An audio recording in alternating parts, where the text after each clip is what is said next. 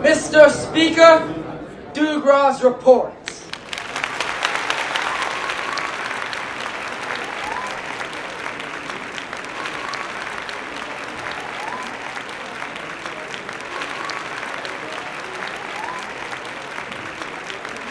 My fellow points and miles enthusiasts, Dugras here with Dugras Reports.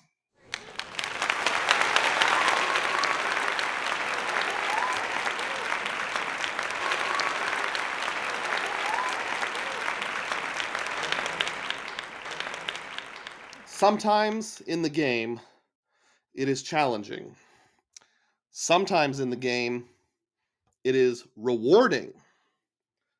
But I know one thing with certainty about 2023. The spending has been frugal and the points have been plenteous.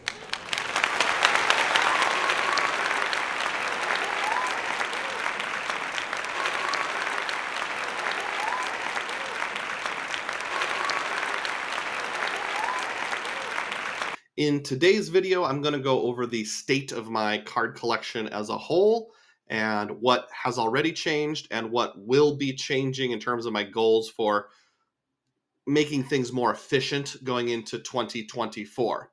If you get any sort of value out of this kind of content, I would appreciate if you would consider subscribing to the channel, as well as clicking the thumbs up button. On this particular channel, we talk about finding epic value for the average American, including but not limited to credit card rewards. Let's dive in. So here is the panoply of all of my credit cards as it was coming into the month of December 2023. Between myself and player 2, 34 cards. There was a change. If you keep an eye out over in this general area, you'll see what happened. And there we see I have now obtained the American Express Business Gold Card. Just got it in the mail a couple days ago. Might do an unboxing video, haven't decided yet. And then the other cards just slid down over to here. So for a period of about 4 days, I actually had 34 credit cards, but then keep an eye on the Discover card down here at the bottom. And bingo bango, you'll see that the Discover card is gone. I have now canceled that, and the logic there was I just never use it. I'm trying to simplify my card collection by having fewer issuers in the event that I died or if I had a stroke or something and my wife had to take over. It's always given her a little bit of a concerning feeling. So I want to have fewer issuers to deal with, and since all I had was the Discover card and a savings account, I just cut them out entirely because I almost never use them. I know some people will say like, oh, but your credit history. Well, I'm not that concerned about it. I've had credit history for 20 years. I'm pretty sure I'll be fine. If I scooch those over just to make things a little more organized, we can see how we get to 33 cards pretty easily. As far as adding cards, there's not a lot I plan to add beyond this in 2024. There will be an exception I'll get to a little later in the video. 2024, as I intend right now, is going to be a year of simplifying, organizing my systems, and cutting out things that need to be cut out. I have felt kind of overwhelmed in taking care of my credit cards the last year. I had a video 9-10 months ago about credit card burnout. I did recover from that nicely, but I don't want that to happen again in 2024. So I'm going to make things simpler. This American Express business card, I've got to get $10,000 of spend to meet the sign-up bonus, 150,000 points. I was actually targeted for that. I'm happy to report that I was targeted. But I should get that by middle of February or so. So let's talk about what's going to be cut after that in addition to the Discover card that was already cut out. So here are all the candidates for elimination, and I'll just briefly talk about each one as we go through the list. So starting at the top left and working our way down, the triple business rewards from US Bank I got for the sign-up bonus and a 0% offer. I have now paid that card off 100%. Don't need it anymore. There's really no reason to keep it. Down here, we have a Player 2 card, and you can tell it's a Player 2 card if it has that pink or fuchsia border to it. This is a Bank of America AmeriCard. It has no rewards whatsoever. It's just a card we've had for a while from before I got into the points and miles game. So really no reason to keep a Bank of America login around, risk of fraud at Bank of America. That'll be one other whole issuer I can completely get rid of. Here we have the Chase Freedom Unlimited for my wife. And this one I put in yellow because I'm hesitating a little because it'd be kind of nice for her to have a 1.5 everywhere card. But I have the Business Unlimited. Maybe I'll pick up a Business Unlimited for her. It kind of depends. But this is probably going to go. But of everything on this list, the one I'm the most hesitant about keeping. Over here, we have an IHG rewards card, a personal one for my wife. You'll notice I and her have matching cards. These are the IHG cards. Mine is business, hers is personal. When I got them for the purpose of lining up your free night rewards. So like when we travel places, I could use one of her certs and one of mine. The problem is, other than our one big summer vacation, we don't really travel places together very much. She's a teacher. Her schedule's kind of hard to work with. So I'll take a couple solo trips every year. I'll take a few trips with my boys every year. And she's totally okay with that. In fact, she kind of likes having the house to herself. The last time we did it back in October. So I don't see a lot of value in keeping around an IHG rewards card in her name. There was a time I booked a Hilton for my wife and they wouldn't let me use my points or my card to reserve it because the person who has the account has to be present. I think that's technically the rule. So I just don't see a lot of advantage in keeping the IHG card beyond year 2. Up here is one of my Chasing Business Cash cards, and this is a duplicate card, so just getting rid of the duplicate, especially now that the missus has one as well. We each have a Freedom, and we each have a Freedom Flex, so that's 4 rotating categories between us. My wife used to have a Chase Sapphire Preferred, which we downgraded to a Freedom, and I don't really see any reason to keep it because, maxing out $6,000 in a quarter is a little challenging. $7,500 is probably a lot more than what we need. I'll move the credit limit from any Chase cards that I cancel to another card before I cancel them, so it would really affect my credit limit very little. I'll take it down however low you can get it.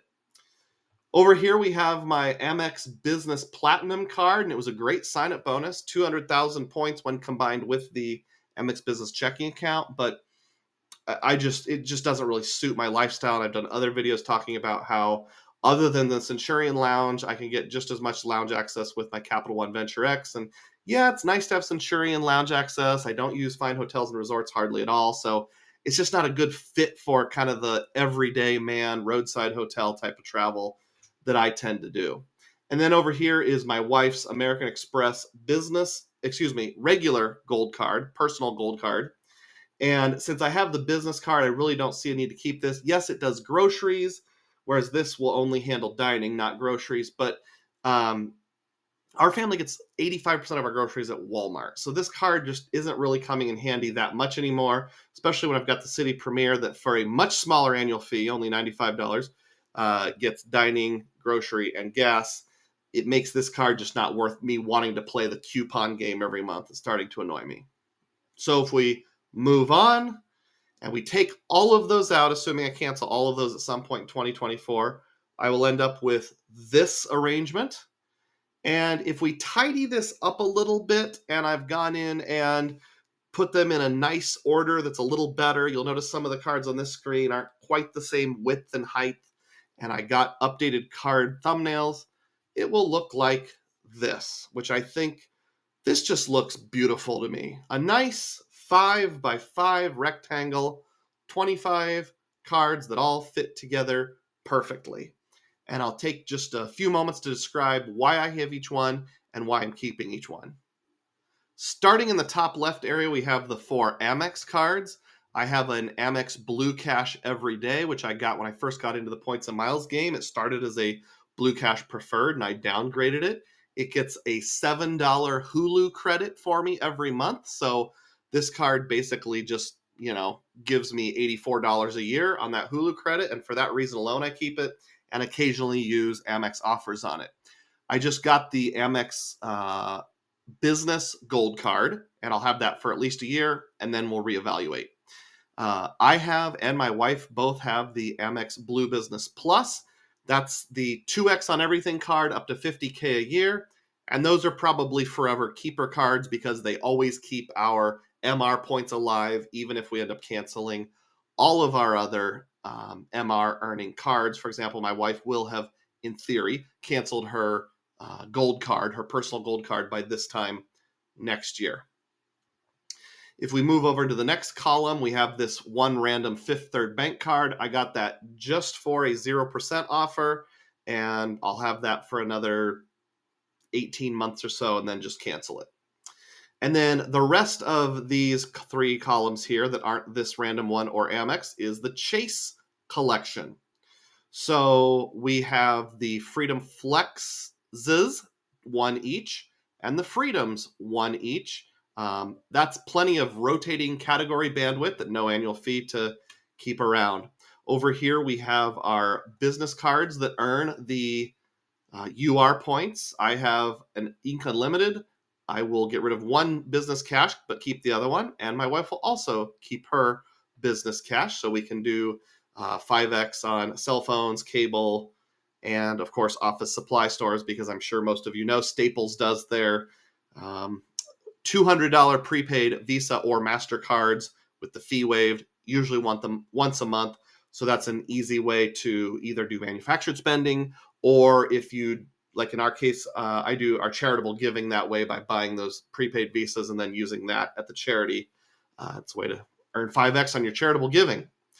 And then down here at the bottom, we have the Sapphire Preferred, which doesn't get a lot of spend, but that's the one annual fee UR card that unlocks the ability to use transfer partners, and 1.25X in the portal if needed. So of course I'm keeping that. I will have my IHG business card, which I will get at least a free night certificate out of every year for my RIP trips, my solo or travel with the boys. And then the Aeroplan card, the future of that card depends on their pay yourself back proposition. It's uncapped between now and the middle of 2024. After that, it's scheduled to go to a cap of 50,000 points a year. I hope they leave it uncapped, because with transfer bonuses and the automatic bonus of an extra 10% when transferring 50,000 or more from UR points to Aeroplan, you functionally can pay yourself back at about 1.53% on everything using Aeroplan points. So that's good for like buses, taxis. When we were in London, we used it for the public transportation, including the subway, those kinds of things. All right, moving to the last two columns. This is, we're getting into everything else territory here. So the US Bank collection, we have my Altitude Reserve and the Cash Plus. The Altitude Reserve, of course, is my Sweetheart card. Functionally 4.5 back on everything as long as you use their real-time rewards. And if you've watched my channel for any length of time, you know that's my ultimate car rental cards. And I usually rent cars at least 2 to 3 times a year. The Cash Plus is a no annual fee card, probably the most underrated cashback card out there. And it gets 5% cash back on non-rotating categories, including things like gym memberships. My boys want to get a gym membership in the new year, as well as utilities are pretty much what I use that for. This is actually a jointly owned card, so it could have like a pink and gold background, because it's one of the rare cards where US Bank used to let you and another person apply together. I don't mean an authorized user. They actually pulled a credit report for both of us, and it reports to both of our credit reports. All right, moving down into Citi, I have the Citi Custom Cash, and of course, 5X up to $500 in one category every month. The Citi Rewards Plus gives my thank you point redemptions a 10% boost, a 10% rebate up to 100,000 points a year. So, of course, that's a no annual fee keeper card. And then my Citi Premier could be a good dining card. It could be a good gas card. It could be a good grocery card, because I will have gotten rid of the Amex Gold by this point, the consumer gold. And like I said, we do about 85% of our grocery shopping at Walmart, but the Citi Premier can pick up the groceries on the other 15% at more traditional grocery stores that actually code as grocery. Besides, just to unlock my Citi points, I have to have the Premier, at least to unlock them fully and with good value. Up here in the corner is the Wells Fargo collection. I have the autograph and the old Wells Fargo Visa signature card. The autograph has been talked about a lot, and until they tell us what the transfer partners are, just don't know how that is going to fit into things. But I'll wait and we'll all find out together. The Visa Signature card doesn't do a lot, except it has this weird superpower where it gets a 1.5 boost in the portal for flights. And right now I've got around 80,000 Wells Fargo Go Far reward points. So, that's $1,200 worth of cheap flights. And then down here I have my Capital One collection. My Venture One card is just for credit history. That's my oldest card, so I'm hanging on to that, and it's no annual fee. Make a couple purchases a year just to keep it alive. And the Capital One Venture X, I will almost certainly be keeping into the next year for lounge access, Hertz President's Circle, and because it's a great 2X on everything else card. And then down below, my Wyndham Earners business card, I've used that for cottages.com in the United Kingdom, as well as Vacasa vacation rentals here in the United States. And I will continue to do so. Not sure if it's going to be my primary gas card now that I can make the AMEX Business Gold that. And I really want to use this to bump up my Hilton points for a summer vacation, probably in Washington, D.C. this coming summer. But I'll, of course, keep the Wyndham card around. I mean, shoot, it just gives you 15,000 Wyndham points every year. So even if I sock drawer it, it's still worth having. Let's talk about annual fees for just a moment. I've put a visual of the annual fee for each card here on the screen, and I have rounded off to the nearest $50. And in most cases, it's a very small rounding. I realize all these cards in the bottom row are either $95 or $99 or something like that. But just for the sake of easy math, let's round that off to $100 in annual fees. So we've got the whole bottom row, each $100, the Sapphire Preferred, the IHG Business Card, the Aeroplan Card, the Citi Premier, and the Wyndham Earner Business Card. The IHG and the Wyndham card are both sock drawer cards. Well, they'll pay for themselves with either points or a free night. Aeroplan, too early to tell. The Premier unlocks my ability to use all of my thank you points in tandem, and the Sapphire Preferred, I just view the $100 as it's just the annual fee you have to pay for permission to move your points earned on all these cards from your Ultimate Rewards over to whatever transfer partner you want to use. And then if we go up a notch, the Capital One Venture X has a $400 annual fee, and the Altitude Reserve also has a $400 annual fee, and the Business Gold Card, at the time I got it, it was a $295, so round off to $300 annual fee. That is going up to $375 somewhere around February of next year. So if you add all these annual fees together, that's $1,600. Now, I know someone is thinking out there, but Doug, what about credits for effective annual fees? Yes, I do acknowledge on these three cards, the ones that are more than $100, there are credits to help offset that. I mean, you could even argue the free night cert here and the 15,000 free points here. But let's just focus on the big ones, the 300, the 400, and the 400. I have a rule in my household, and I think everyone should, but I obviously can't force it on you, that you should have to pay for your annual fees out of your designated travel funds, whether you have a separate family budget where you move money from your family budget at the beginning of each year, or you force your cash back to pay for everything else.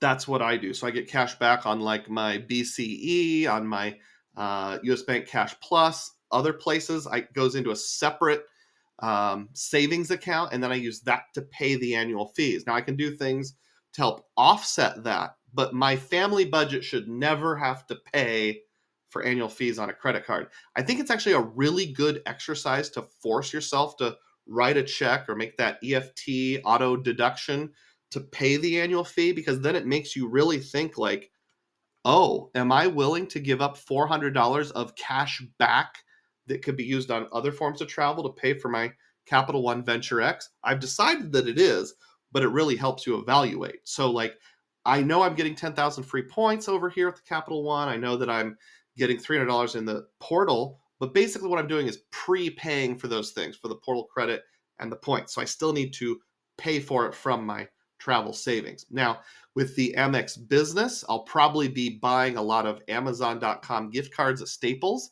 and getting $20 a month back so I can move money from my family budget back over to the travel savings account throughout the year. I might do it more like quarterly so I don't have the annoyance of doing it every month. So I can offset that over time, but I have to make the upfront investment or cash out some of my American Express points to pay for that. I do have the business checking account so I can cash out for penny a point. And then the Altitude Reserve over here does have a $325 dining credit or travel. I'll probably use it for dining. And once I've used all of that up, I will reimburse my travel savings account from my family account $325. I would have paid for food anyway, even if I wasn't in the points and miles game. But if you think of all that together, that is $1,600, which still seems like a lot, but I think that's a lot less than what some people would pay on annual fees and stuff. Shoot, anyone who has any sort of platy would pay a lot more than that. Before I did points and miles, I probably spent about $1,500, $1,600, $2,000 a year out of my family budget on travel. So I just look at it as that's the investment into this system to get epic value. There is one more card I want to add in the new year that I know for sure of. Now, I might change my plans 100%, people. Let's be honest. In this game, you never know what might come out. Maybe that awesome new Wells Fargo luxurious card will come out and make me change my mind completely. But as of right now, the one card I plan to add is the Hilton Surpass card. Now, when they redesigned the cards, they didn't put the name of the card on there, but trust me, that's supposed to be a Surpass. That's the personal one that's $150 a year, and they give you back credit of $50 a quarter at Hilton's. Let's rearrange this just a little bit because I don't like it being over there all by itself. So we'll move our oddball fifth third card over there, and then that'll go right there. That looks nice. So the logic behind the Hilton Surpass card is that this coming summer, my family's planning to go to Washington, D.C. for our big family vacation. I'm going to be staying at probably an Embassy Suites or something like that, a higher end Hilton property there in Washington, D.C. for 5 nights. Want to get the 5th night free. And I want to make sure that I have at least gold status when I do that. We'll be staying at a few other Hiltons throughout the year, or at least I will, just kind of here and there with little things. So I think that $50 credit will be used, making it functionally a no annual fee card once I get it. I do need to calculate that into my $1,600 and my calculations and stuff, which I'll do if and when I get it, probably like in early February or maybe late January before the elevated bonus offer goes away. But I think that'll take care of getting food at Hilton's. I'll use it enough to make it worthwhile. I'll have the status that's sort of just buying into the Hilton status because we're probably going to use a lot of Hilton's. Whether I'll keep it more than a year, I don't know. So that's where things stand with the state of my cards. Put comments down below. Let me know what you think. Consider joining this channel as a Dugras Diehard. A membership is only $3 a month, and you get access to videos that are too sensitive for general consumption or too nerdy. And if you're not already subscribed, please consider doing so. Once again, may your spending be frugal and may your points be plenteous.